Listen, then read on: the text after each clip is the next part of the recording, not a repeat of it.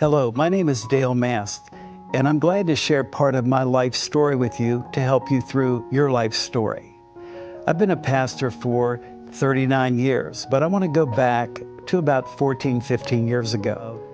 My first wife, passed away of cancer, and it's a story that had many different supernatural encounters, but the first one was actually 2 years before she died. We found out that she had a cancerous growth that was in her body. The doctor told her she needed to go immediately and have it removed. Now, the part that kept her from doing it was there was a woman in our church who was in her 30s who had a cancer operation that was 98% successful and actually died literally a year before my wife had this diagnosis. And I told her, I said, honey, let's go to the doctor. Let's take care of this, because cancer had been in her family. And she said, no, it's my life. I don't want to do it. I'm going to go through sort of a homeopathic journey, and we're going to believe God.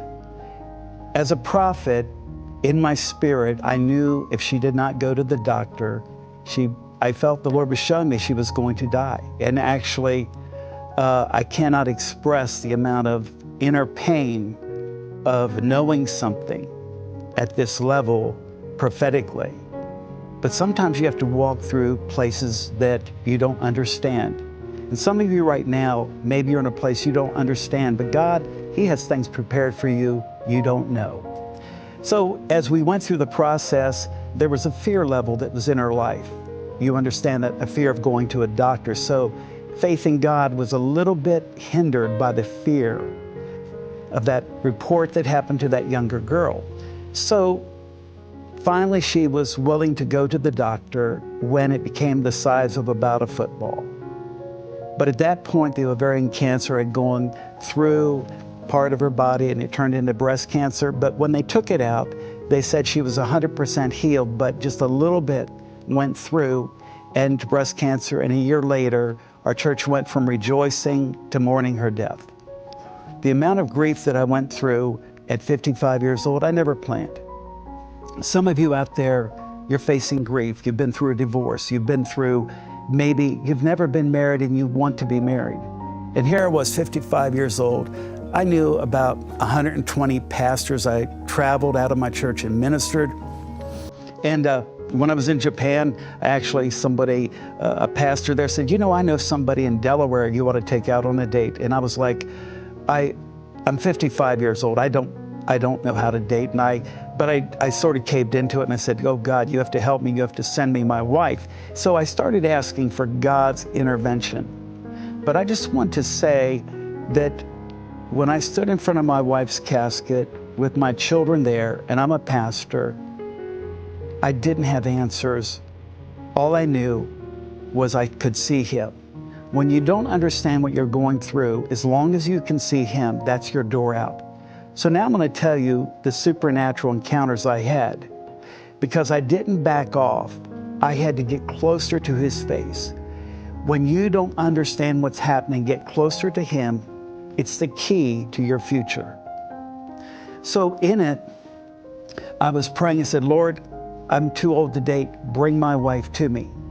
My wife, now that I've been married to 14 years, Luann was up in New York, and actually she had a dream, and the Lord told her to move to Delaware. And she said, Delaware? And the Lord told her, said, you don't want to be like Jonah and not go where I send you. And He said, look under your bed. She looked under her bed, and there was, with all the pictures that she had, was a little book she had read to her son called Jonah. And she looked at that and she said, I'm going to Delaware. I'm not going to be like Jonah. Now, actually, she was going to work with another ministry. She worked in that ministry 7 months, and then the Lord moved her from there. And she said, Lord, I feel like I've missed it. The church felt like I shouldn't have gone. And here I left my business behind.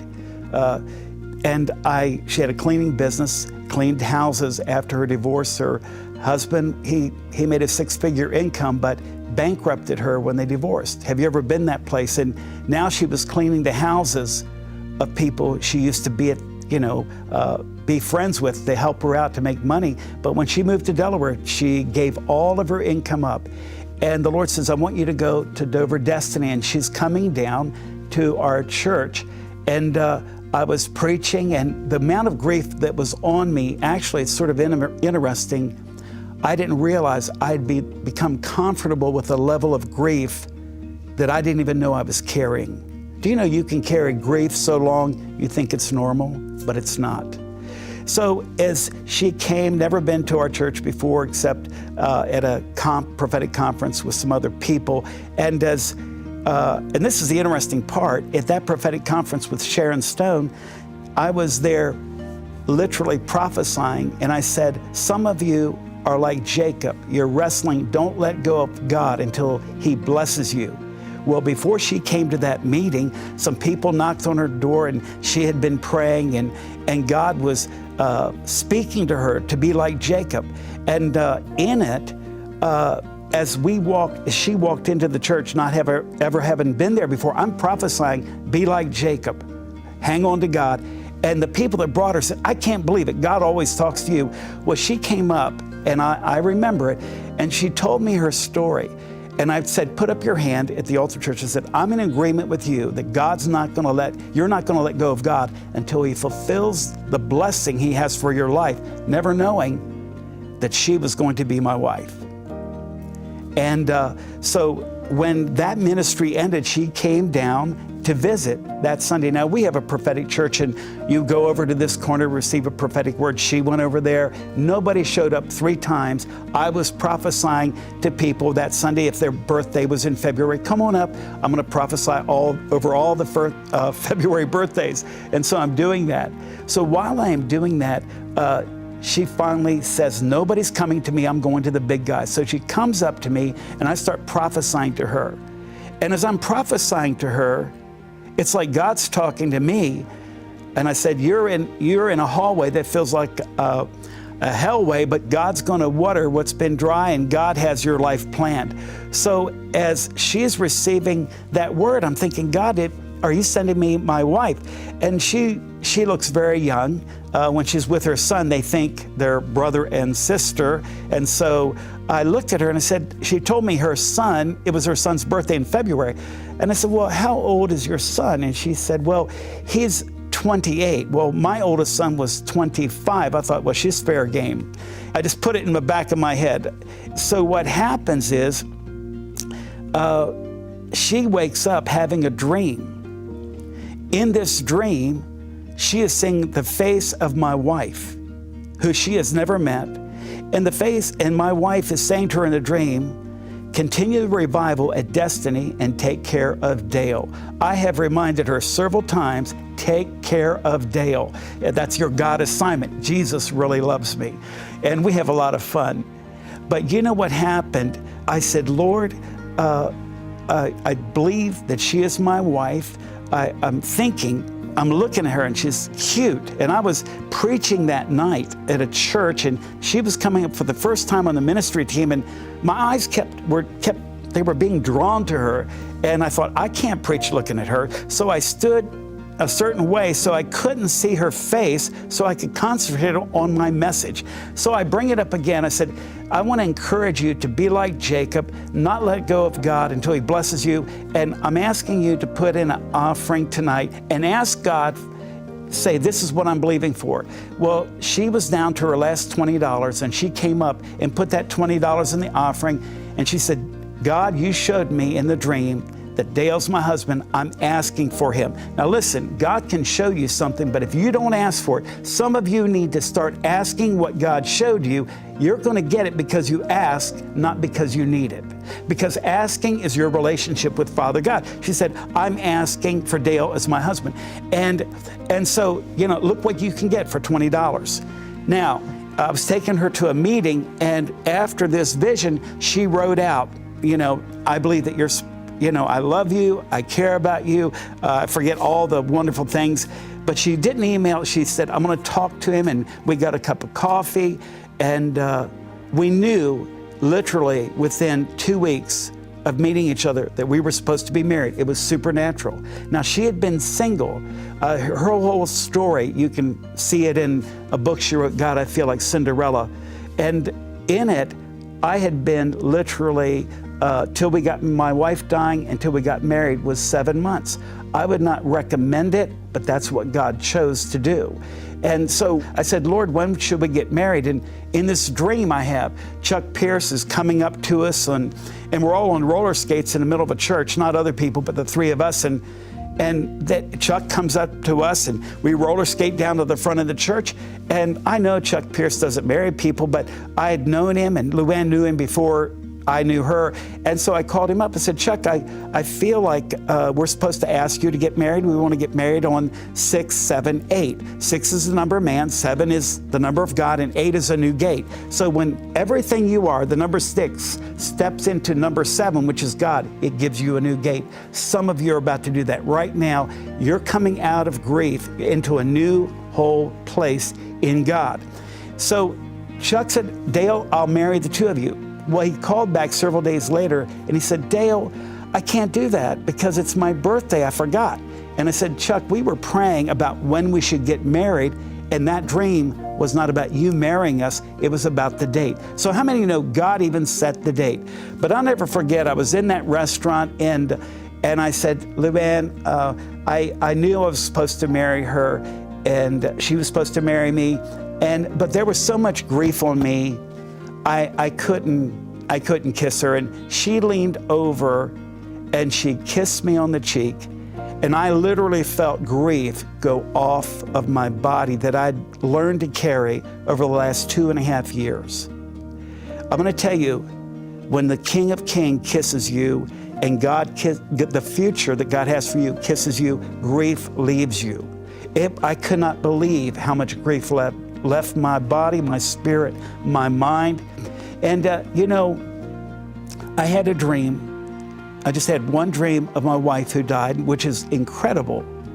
And in the dream, she was much younger. Her hair was different. And I could tell she was bringing this bowl before the Lord, His presence, and she was worshiping Him.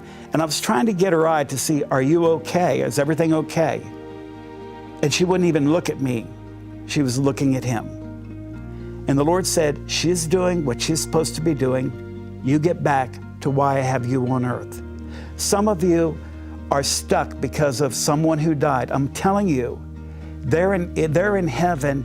If they know the Lord, they're in heaven, worshiping Him. They're having a better day than you. You're on earth for a reason. Get back to your reason. Well, the last part of this story, as I want to end it, the Lord uses Luann, my wife, in deliverance. We travel together in ministry.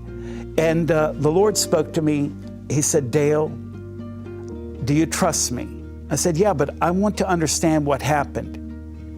Would you explain this to me? And he said, Dale, this is above your pay grade. You just trust me and you move forward. And you know what? Luann and I have had a wonderful life in ministry. And I want to tell you this. This is a time, some of you, you're going to go from grief and pain. I mean, I went from the tears of that funeral to the joy of the wedding, and God had done a supernatural thing. You say, why am I sharing this God encounter? Some of you, it's relationships where you need a God encounter. God will bring people your way. We've had to work on the marriage like anything else, but we have a lot of fun, a lot of joy. And listen, we marry each other because we think we're cute, but God brings us together because of the anointing. And some of you need to believe that are divorced that God has somebody for you that you don't even know about. God has a future for you. Some of you maybe lost a job. God has another job for you that's going to take you further than that one would. I wanted to ask Luann to come and join me on the set because it puts a face to my story. And you know, when I came and I got on my knee and I had 8 red roses and I said, 7 of these roses are for the 7 years of hell you've been through.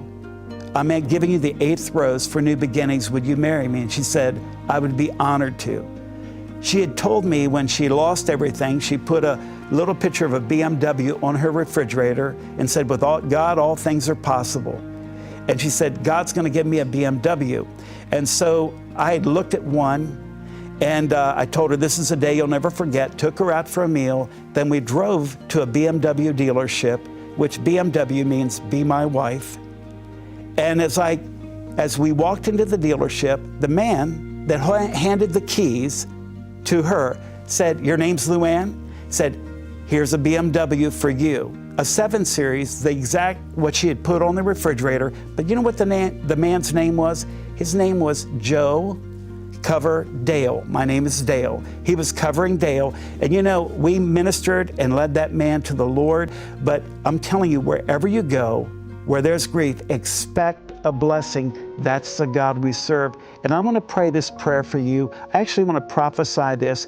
Where the enemy has tried to stop you, I speak the life of God. There's a dream that God has for you that will carry you past the pain. Never stop believing, because He is with you, He loves you, and He's going to bless your life.